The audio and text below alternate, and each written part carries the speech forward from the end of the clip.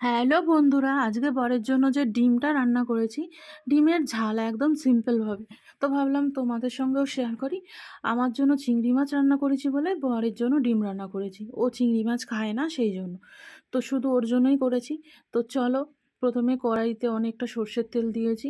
তো দিয়ে এবারে তেলের মধ্যে নুন আর হলুদ দিয়ে এবার ডিম দুটোকে দিয়ে দেবো। ও খাবে যেহেতু, দুটো ডিমই দিয়েছি। আর ডিমগুলো যা সাইজ সেই জন্য দুটো খাবে। আহ, মানে ও খেতে একটু ভালোবাসে, এই জন্য ওটা একটু তরিজুত করে রান্নার করার চেষ্টা করি।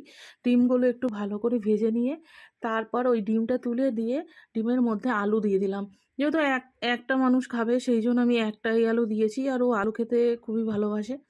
তবুও আমি বেশি আলু দিইনি, 4 পিস আলু, মানে গোটা একটা আলু দিয়ে আলুটাকে ভালো করে ভেজে নিয়ে তুলে নিয়ে সেই তেলের মধ্যে পেঁয়াজ, ক্যাপসিকাম, মটরশুঁটি, পাকা টমেটো, কাঁচা টমেটো, আর দিয়েছি এটা হচ্ছে পেঁয়াজ শাক। পেঁয়াজ কলি নয়, পেঁয়াজ শাক দিয়ে এবার ভালো করে ওই নিয়ে এসেছিলো পেঁয়াজ শাকটা।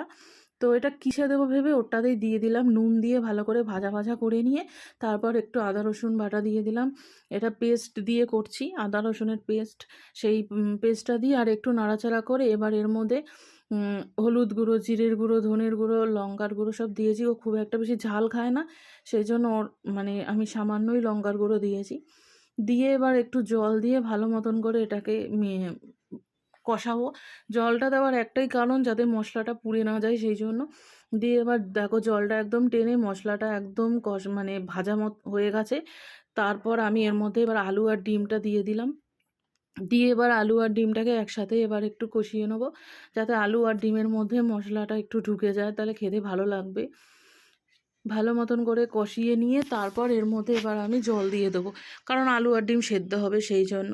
তো ভালো মতন করে কষানো আমার একদম হয়ে গেছে। এবার এর মধ্যে আমি জলের পরিমাণটা দিয়ে আর ফোটাবো বেশ 15 থেকে 20 মিনিটের মতন ফোটাতে হবে। আর এর মধ্যে একটু ধনেপাতা দিয়ে দিয়েছি।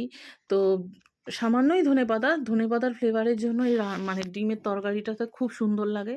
আমার মাও ধনেপাতা দিত ডিমের ঝোলে, আর মায়ের থেকেই তো শেখা সব কিছু। তারপরে একদম ফুটে গেছে, দেখো ফুটে ঝোলটা কিন্তু কমে গেছে, আলুও সিদ্ধ হয়ে গেছে। তারপর একটু গরম মশলা দিয়ে দিলাম।